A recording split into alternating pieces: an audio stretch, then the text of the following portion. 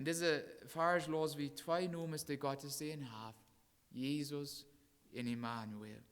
Im Feierwerk fangen wir an, den Namen Jesus zu siegen. Und wir werden unsere Betrachtung von 1. Marius wiederführen. Und wir werden auch den Namen Immanuel betrachten mit Gottes Hilfe. Und für uns, die wir die neutestamentlichen Schriften haben, ist es ganz leicht, diese Namen zu verstehen, was die bedienen sollen. Und was das meint, Jesus im Leben der Herrn und Immanuel im Leben der Herrn.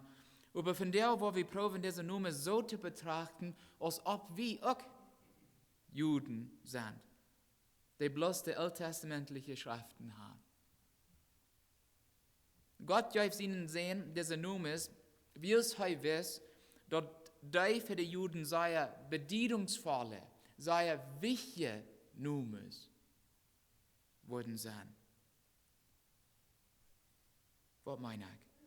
Weil wir werden mit Jesus anfangen. Moses wird unter den Juden sehr geschätzt. Und die Juden wussten alle, wo Moses einmal zu den Israeliten Folgendes sagt: Der Herr jün Gott wird jün von manchen Lied einem Prophet so als Exi geben. Und dann sagt er, harchne dem. 5. Mose 18, Vers 15.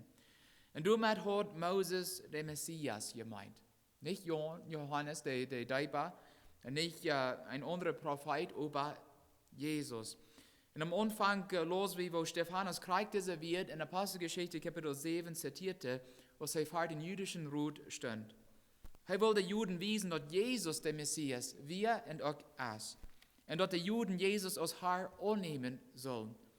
Die Juden hatten sich nur gelehrt, dass Gott sein Volk diesen Prophet anschauen soll.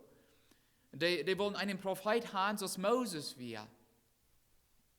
Und von der, wo wir sein, wo dieser Name ist, bei Jesus und auch Immanuel, die Israeliten halten sollen, Jesus als ihre Messias nicht bloß zu kennen, aber auch persönlich unternehmen. Und diese Betrachtung, wo wir auch sein, wo diese Name auch für uns von der noch wertvoll sind, als Kinder Gottes, als Christen.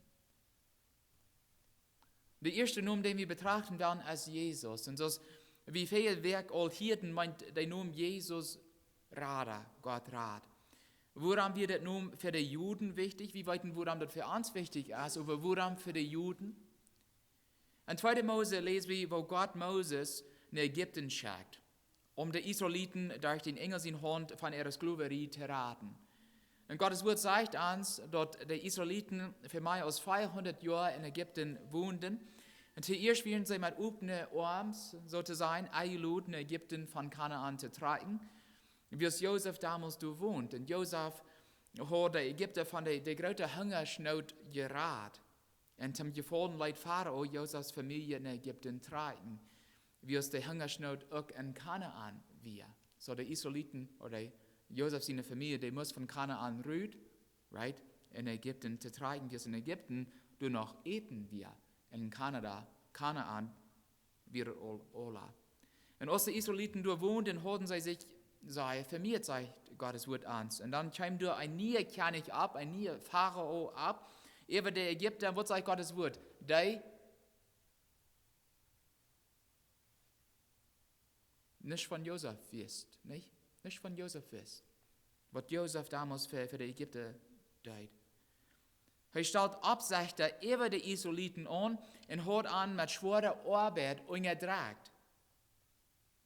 Die Israeliten waren gequält, dass sie standen und sie raubten eine halb.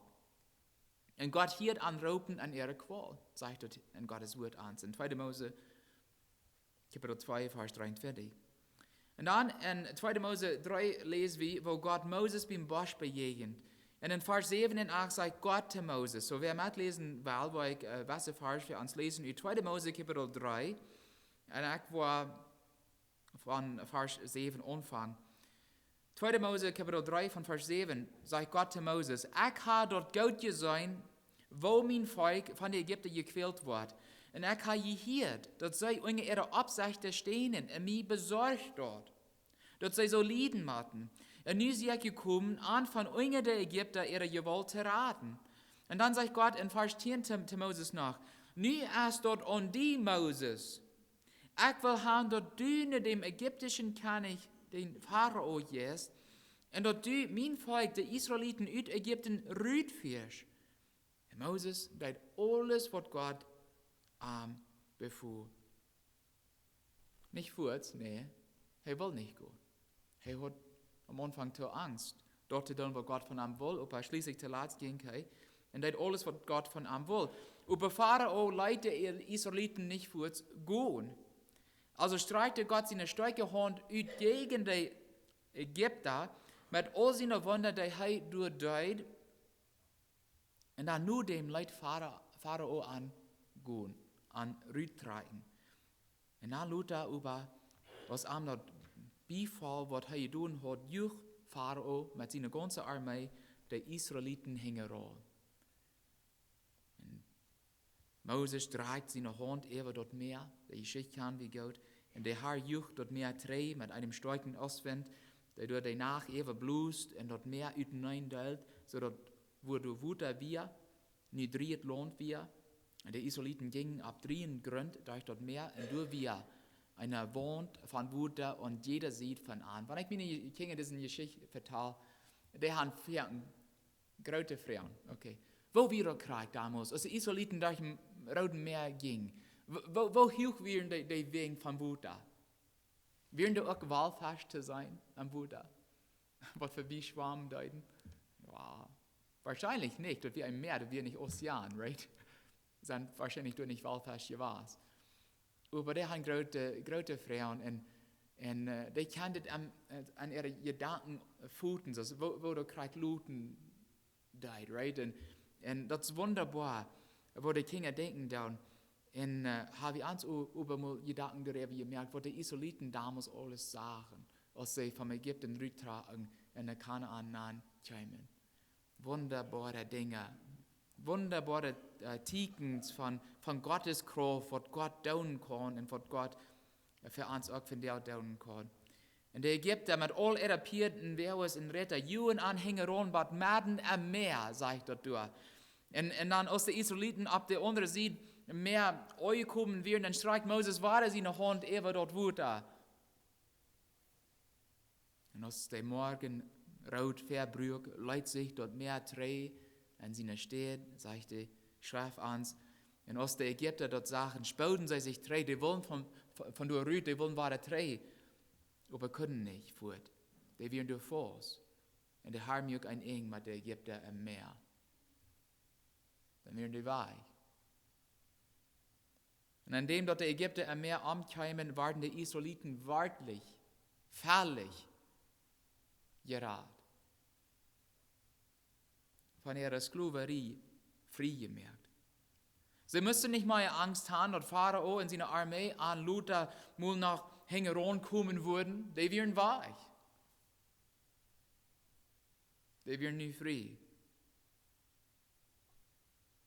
In Sklaverei wird Ferken an Gottes Wort als ein Bild gebraucht, um das sinnliche Leben zu beschreiben, das kann wie Gott. Zum Beispiel sagt Jesus in Johannes 8, wies Jesus an, wo wir von uns sind in Sklaverei loswerden kann. Er sagt in Vers 31 und 32, wenn je bei dir wird bleiben, was ich jüngst gelehrt habe, sagt er, dann sei je wahrhaftig meine Jünger, dann will je weiten, was Wahrheit ist, und die Wahrheit wird jüngst frei machen. Frei? Die Juden, die wollen nicht ansehen, dass die versklavt werden.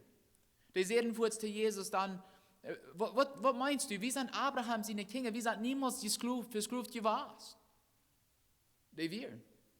Die werden in ihrer Sinnen fast, kriegst es wie in unseren Sinnen fast, werden eier wie Jesus fangen, eier wie Jesus annehmen, eier Jesus uns geraten hat.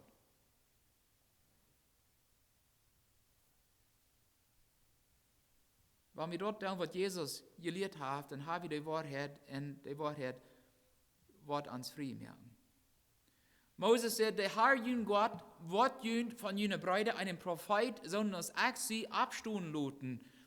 Jesus, Gott rat. Jesus, wie es das Moses, wie es sein Volk von ihrer Sklaverei raten deit. Aber dort wir nicht Moses, der die Wunder in Ägypten deit. Dort wir Gott, der dadurch am Schaffen deit. Moses wie bloß ein Gerät.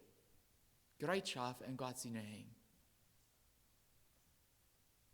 Jesus, wir in es, Gott. Der ist Gottes Sehen. Und deswegen können er all seine Wunder tun. Menschen heilen, Todes abweisen. Wunderbare Dinge. Und dann schließlich zuletzt seinen Erlösungsplan vor dich bringen, sodass er uns von unseren Sinnen raten kann. In Paulus sagt in Philipper 2, Vers 9 und 11, 2. Philipper 2 von Vers 9 bis 11, deswegen hat Gott arm, Jesus, auch hoch gehoben, in arm einen Namen gegeben, der über alle Namen steht. Am Namen von Jesus sollen sich alle Knien am Himmel und auf der Erde und unter der Erde biegen. Und alle Zungen sollen zu Gott seine Ehre bekennen, dass Jesus Christus Herr ist. Jesus, Rat. Der zweite Name, den wir noch studieren werden von 1. Marius, ist Immanuel. Gott mit uns. Und wenn ich darüber nur denke, wo das wird sein, wenn Gott manch sein Volk von der wohnen wird, dann gehen meine Gedanken weitertreten der Israeliten, wo sie in der Wildnis für 40 Jahre wohnten. Durch wie Gott mit an. Er hat den Israeliten immer geholfen. Wenn die Israeliten in Not wären und zu Gott schrien, hielt Gott an und er helpt an, immer weiter. Wo sie am Roten Meer standen in der Ägypter, an Hingeron kämen, seht Gott sie an durch Moses, hat nicht Angst. Hat nicht Angst. Blieb standhaft und die wollen sein, wo der Herr jün von der noch raten wird. Der Ägypter, der je nie noch sein, wo je nie nicht wahrer sein. Niemals. Der Herr selbst wird für ihn striden. Blieb nur ganz ruhig. Und wenn wir Immanuel, Gottes sehen, aus unserem Heiland haben, dann wird er uns auch immer halten. Er wird Krieg so für uns striden, als wo er für die Israeliten damals striden. Und wenn Tiden von großer Not uns entgegenkommen, sagt Immanuel zu uns, hab nicht Angst. Von der will ich sein, wo Gott rat. Wir haben Immanuel. Wir haben Gott mit uns. Er hält uns immer weiter. Und am Essen und dann, wo clean unsere Trouble sind, wenn wir unsere Schlätels verlieren, wenn wir unseren Jaltausch verloren haben, und wir zu Gott beten, dann, hey, hielt uns. Wenn unsere Kinder uns so verlassen tun. Oder unsere Freunde, die Schwester. Gott sieht alles, er hilft uns. Wenn wir krank sind, er hielt unsere Gebete, er hilft uns. Der ist Immanuel, Gott mit uns. Wo meint dort Gott mit uns zu haben? Wo Gott hat die Israeliten immer gelebt und geführt. Wir lesen in 2. Mose 13, Vers 21 und 22. Der Herr ging über Tag vor an die Israeliten an einer stille Wolke an den Weg zu wiesen. Und danach aus ein stilles Vier, dort sie Licht hatten. So können sie Tag und Nacht hingewesen sein. Und die stille Wolke bleibt über Tag, den Tiet über vor dort Volk, und die Wolke von Vier bleibt durch eine Nacht. Da wird es sein. Die können Gottes Gegenwart durch an diese Wolken sein, sozusagen, nicht?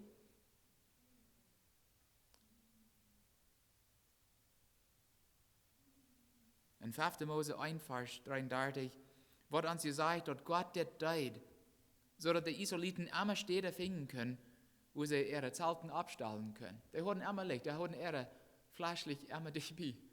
So eine stille Wolke von 4 an der Nacht wird immer so glühend dachen da. Ja, Moses sagt in Vers 31, von 5. Mose 1, Vers 31, der Herr jün Gott durch jün durch, was ein Vater ihnen sehen wird. Und brach ihn durch all die Städte, wo je nu sind. Die glauben, dass durch eine Wildnis damals ungefähr 2 Millionen Menschen waren. Und Gott trug die alle. Gott hat die Israeliten nicht bloß gelehrt, er trug die, was sein Vater ihnen sehen wird. Und wenn Immanuel mit uns als liebe Geschwister dann erst kriegt soll, er will uns lehren. Wir weichen nicht einmal, wenn weich wie guten Saal. Manchmal sind uns dort so düster vor uns. Wir weichen nicht Wort, wie da in Saal, wo Hahn wie drehen Saal. Aber wir haben sein Wort, was so sein Dach Licht für Anschienende. Sagt uns Krieg, was wir tun sollen, was wir nicht tun sollen. Das wies uns nicht den ganzen Wahrheit. Aber ein Stopp auf einmal. Und dann gehen wir am Glauben. Wir vertrauen Gott. Er führt uns, er lehrt uns. Wir gehen am Ende ran, wenn es Immanuel ist. Gott mit uns. Gott lehrt uns, er führt uns. Er ist mit uns. Und wenn das ganz schwer wird, wo wir nicht wieder gehen können, dann sagt er zu uns, lob ich die drehen. Ich war die drehen. Aber blieb ganz dicht mir. Verlot mich nicht. Er lehrt uns, er führt uns, er trägt uns, wo das fehlt. Er ist Immanuel. Und als die Israeliten an der Wildnis waren, prof Gott Gemeinschaft mit seinem Volk der Hand. Was meint Immanuel für uns? Dass Gott mit uns reden will. Dass er Gemeinschaft mit uns haben will. Wenn es uns so gut ist und uns so lieb hat. Und obwohl die meisten zu viel Angst hatten damals, die Israeliten, um mit Gott zu reden, wer hat nicht Angst, mit Gott zu reden?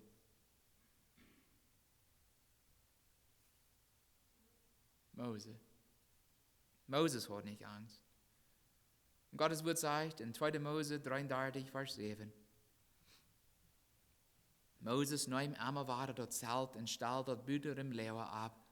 Er nannte dort Zelt, wo einer Gott traf. Sein Zelt wie ein Zelt, wo einer Gott traf.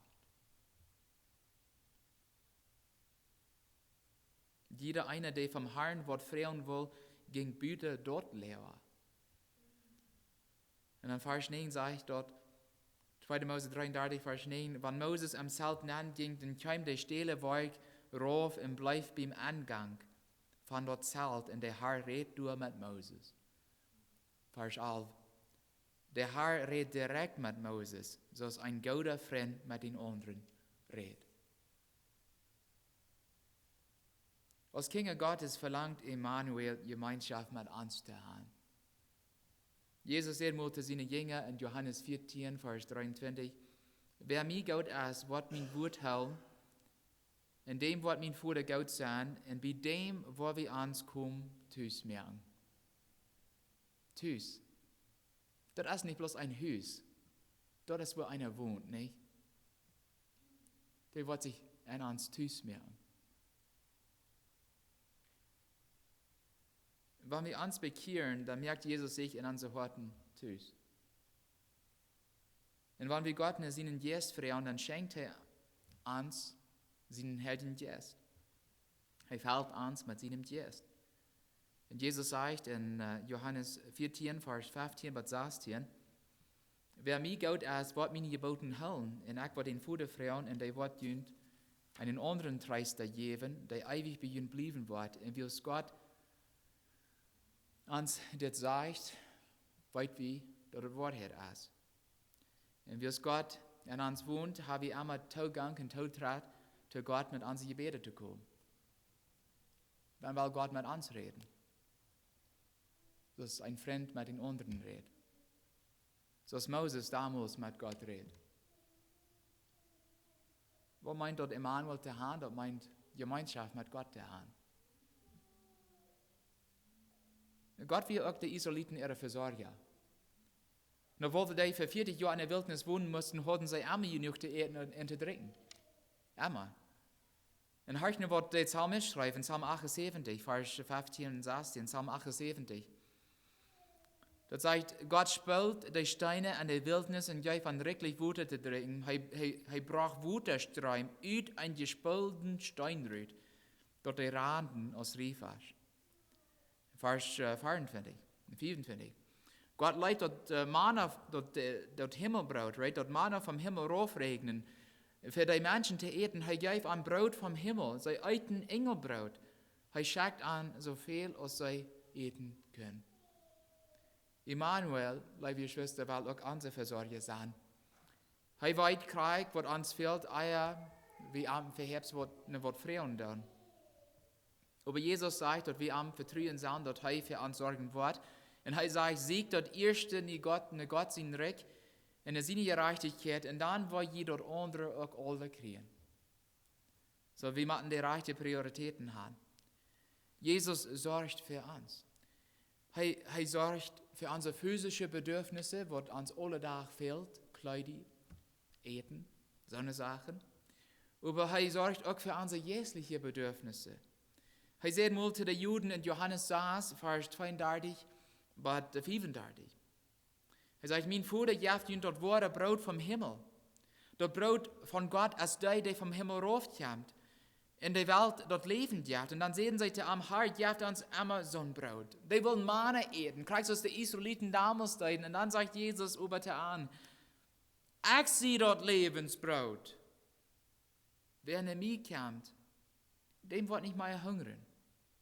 Und wer um mich glaubt, dem wird nicht mehr darschen. Immanuel. Gott mit uns. Jesus Moses sagt mal zu uns, oder durch Gottes Wort, er sagt mal zu den Israeliten, der Herr jün Gott wird jün von manch jüner Lied einen Prophet Sohn aus Axi geben, harchne dem. Die Juden dachten, wenn der Messias kommen wird, dann wird alles weiter so sein, als dann, wo Moses die Israeliten aus ihrer physischen Sklaverei gerat hat und Gott manch seinem Volk wohnt. Und die wären nicht reich. Die wären potwies reich. Und deswegen hat Gott es in diese zwei Nummers, Jesus und auch Immanuel, gekriegt. Wie es wird der Menschheit von ihrer Sünden raten. Er ist Jesus. Aber auch manch seinem Volk wohnen. Immanuel. Jesus kann von der noch Menschen horten von ihrer Sklaverei raten. Er kann horten durch sein Blut ganz rein merken. Und dann, wenn die ihr schreien sind, dann will er und da ihre Horten antragen. Und sich tüß merken. Gott sehen will an Jesus sein, er will an Immanuel sein, aber wir müssen am ihr dort looten. Und wenn wir das all erlebt haben, liebe Geschwister, dann werden wir Gott für seine Radung und auch für seine bliebende Durchsein, seine bliebende Gegenwart danken. Jesus ist unser Radar und er ist auch Immanuel, Gott mit uns. Manchmal denke ich, wenn ich damals gelebt haben, wo Moses lebt, dann würde ich auch Gott können sein in seinen Wolken, right? Ich würde seine Versorgung alle Tag genießen können. Ich könnte vielleicht mit Moses auch direkt reden können. Und aber, liebe Geschwister, wir haben für den Tag durch Jesus Christus so viel besser, als was Moses dort damals hat. Wir sind von unseren Sinnen gerat. In Gott selbst, es mit uns. Amen.